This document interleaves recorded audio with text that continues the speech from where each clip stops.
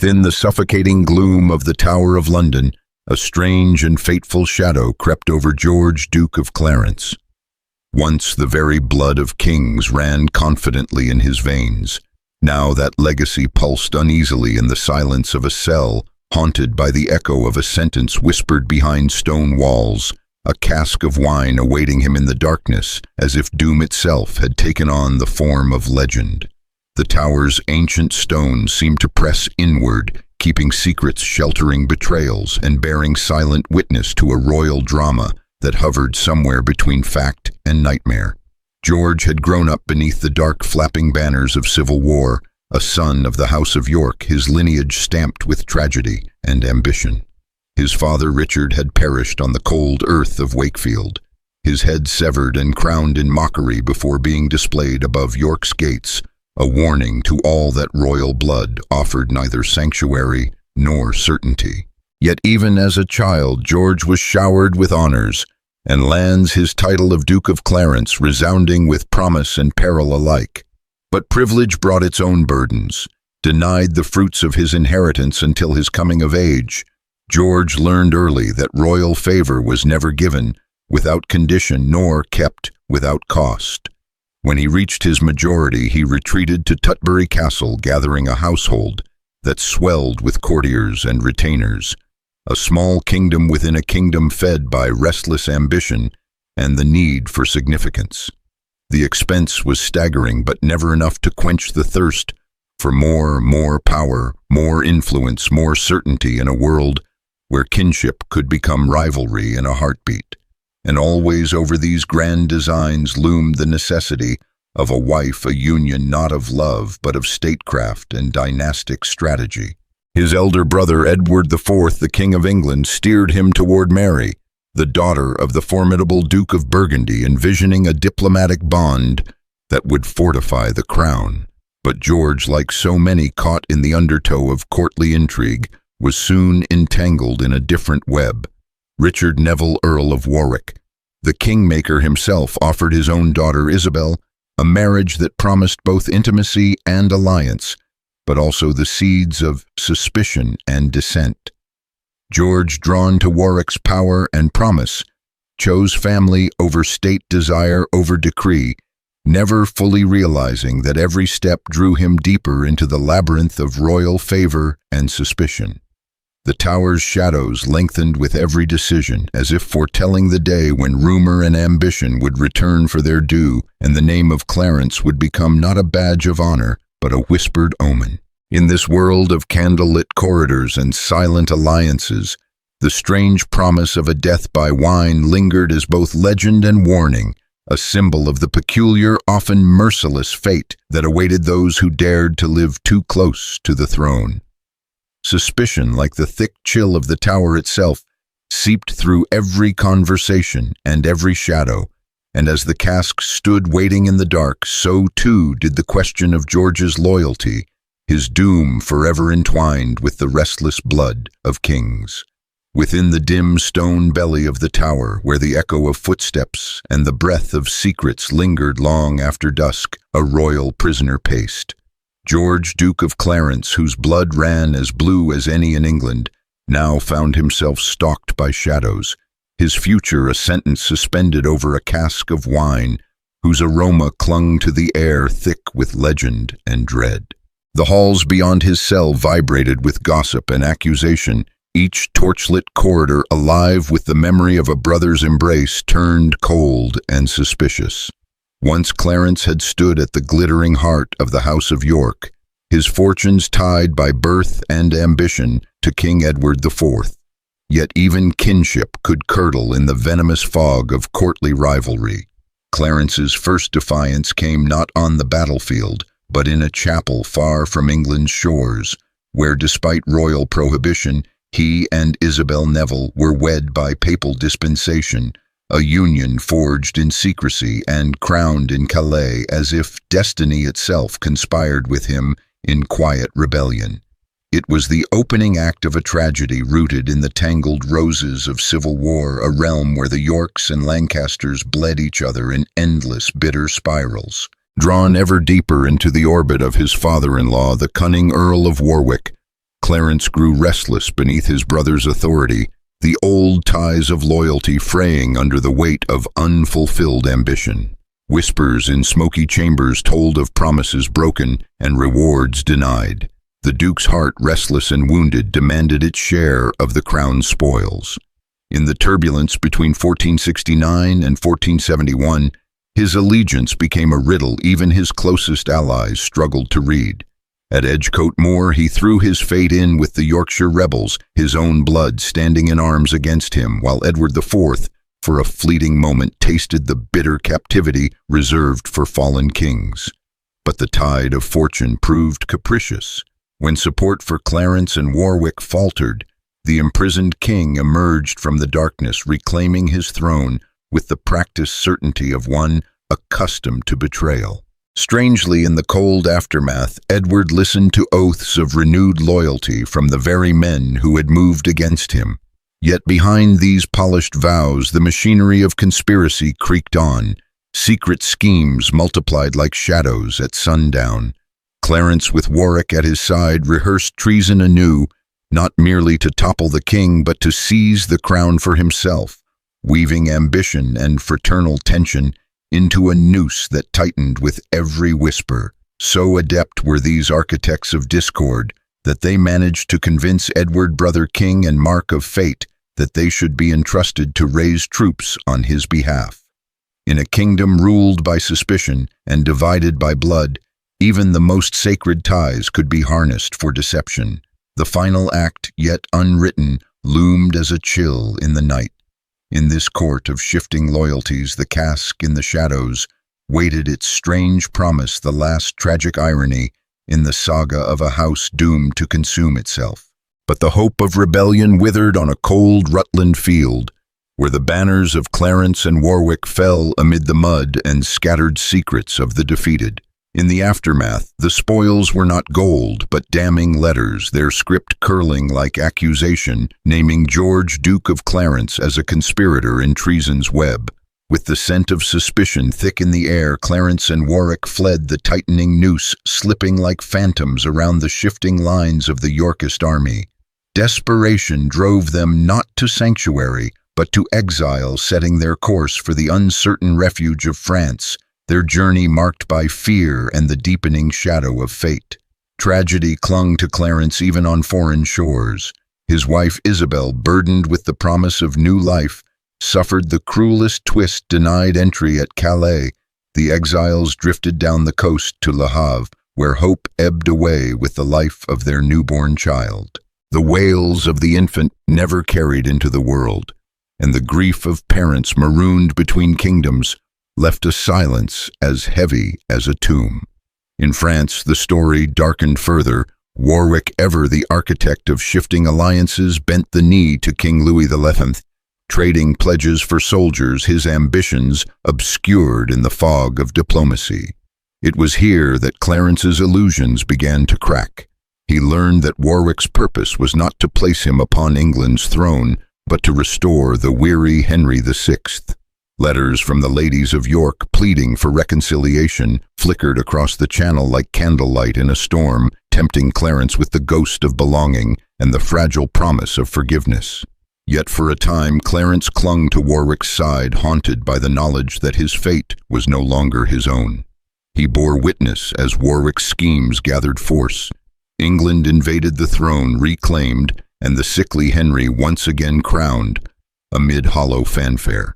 Clarence, resentful and estranged, wore loyalty like a borrowed cloak, concealing a wound deeper than any battlefield could inflict.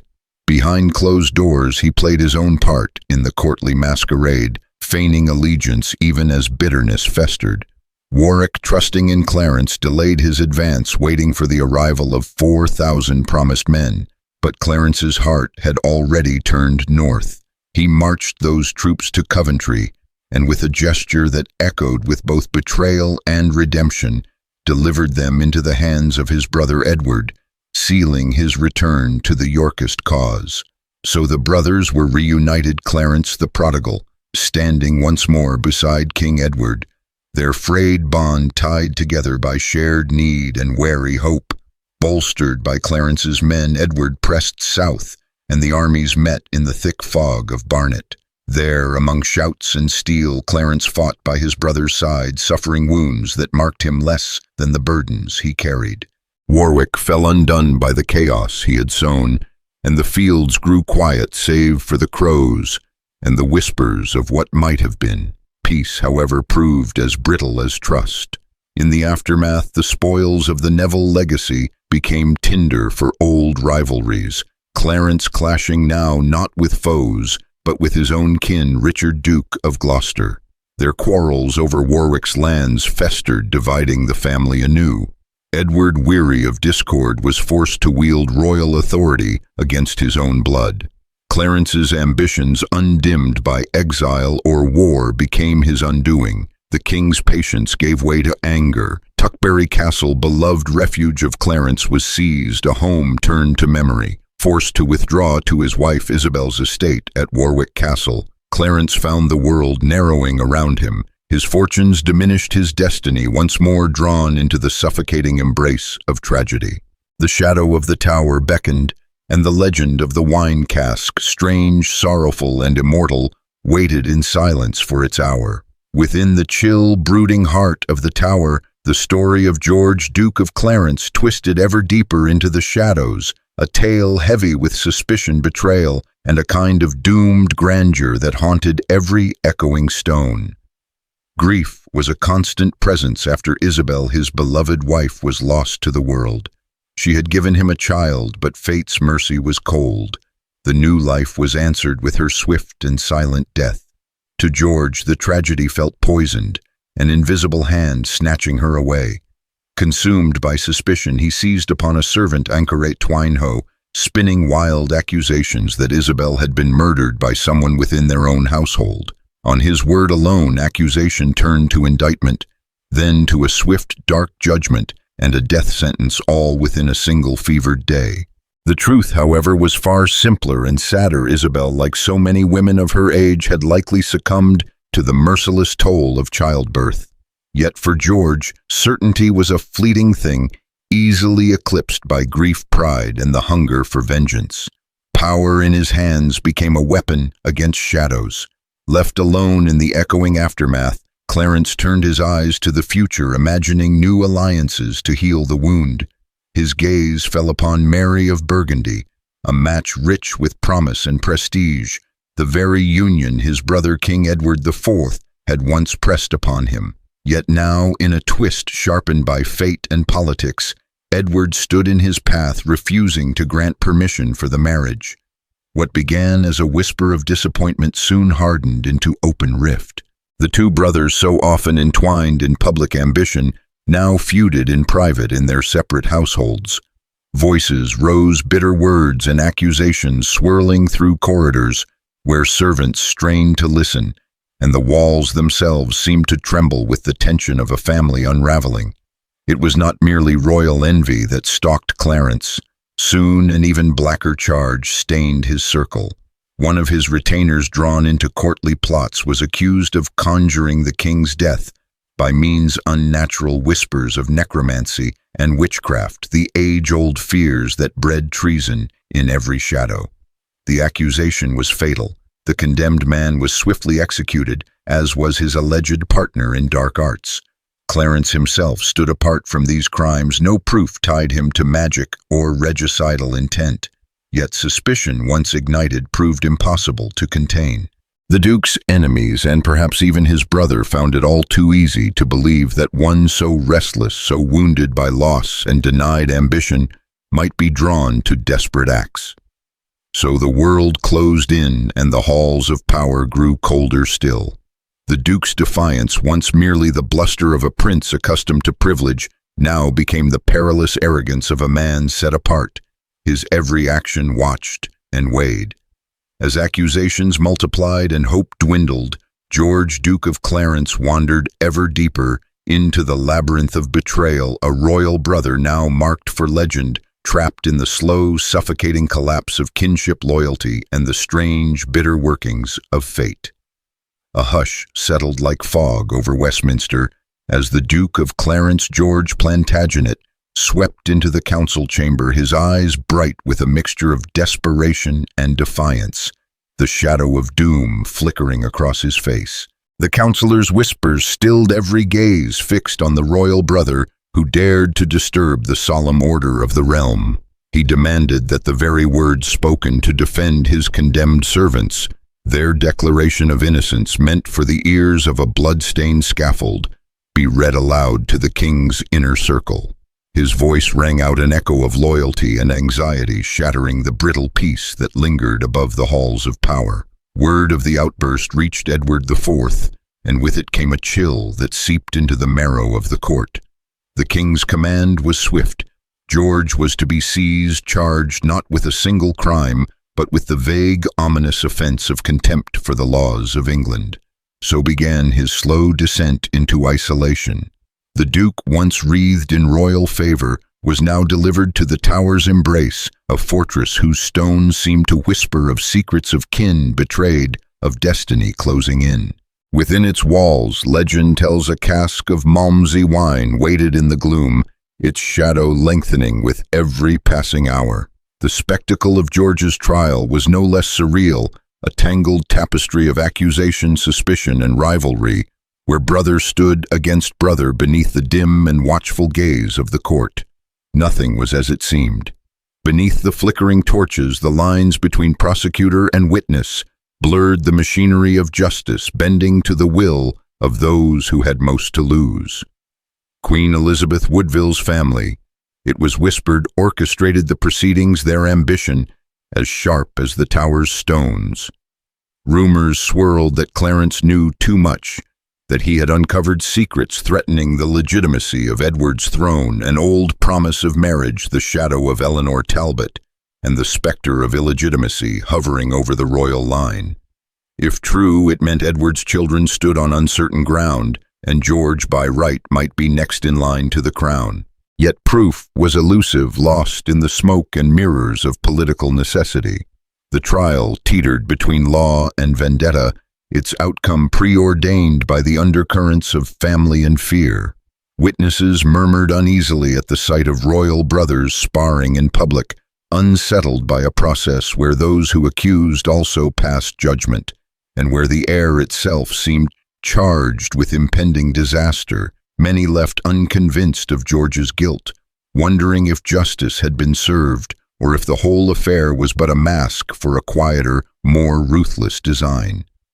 In the end, the Duke's fate was sealed not by open war or rebellion, but by the silence of the Tower and the legend that would outlive both king and brother, a prince condemned to meet his end in a vat of wine, a final irony as surreal as the path that led him there. Was it the mercy of kin, the malice of power, or simply the inevitable unraveling of a family bound by suspicion and ambition? The question would echo through the centuries, a Gothic riddle entwined forever with the haunted stones and the legacy of blood that marked the fall of the House of York. Within the labyrinthine gloom of the Tower of London, where stone seemed to sweat with the secrets of generations, George, Duke of Clarence, found himself awaiting a fate more surreal than any nightmare of royal ambition.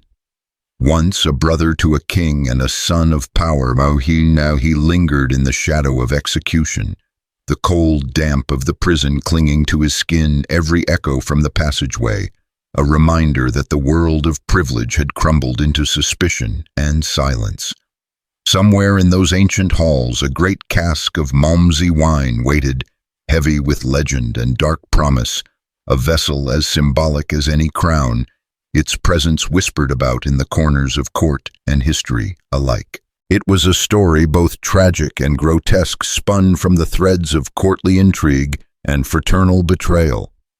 George had not been a silent player in the drama of his brother Edward IV's reign. Bold, outspoken, he had publicly defended a servant accused of sorcery and regicide, casting himself as both champion and challenger. But in a world where rumor shaped destiny, his actions soon drew dangerous notice. The court, ever restless for scapegoats, turned with sudden violence, and George found himself accused of treason, his loyalty repaid with icy suspicion. Once welcomed at the heart of royal power, He was now its captive, condemned not merely by law, but by the judgment of his own blood. His sentence was as strange as it was chilling, a whispered verdict, more rumor than proclamation, that he would be drowned in Malmsey wine. Some called it a grim jest. Others believed it was the final mercy offered to a doomed duke who had once delighted in that very vintage. Alone in the darkness, George faced the slow unraveling of his world. The walls pressing ever closer, the scent of wine mixing with the stone and sorrow. It was said that he accepted his fate with a peculiar composure, meeting his doom not with rage or supplication, but with the quiet resignation of one who knows how brittle the gifts of power can be. To the end, the air hung heavy with the tension between legend and reality, the casque a symbol of all that was strange and tragic in the fall of a royal house. He was laid to rest at Tewkesbury Abbey, beside his beloved Isabel, his funeral as dignified as the years of his life had been uncertain. In centuries to come, his remains would be exhumed and examined, and rumor would persist that the Duke had not been beheaded. They said that the skull bore a faint, uncanny smile, a last enigmatic echo of defiance or perhaps acceptance, a sign that even as the tide of betrayal and suspicion swept him away, George retained something indelibly his own. The tower's silence closed around the memory of his death, and the legend endured, a brother undone not just by enemies, but by the monstrous machinery of kinship and the bitter wine of fate.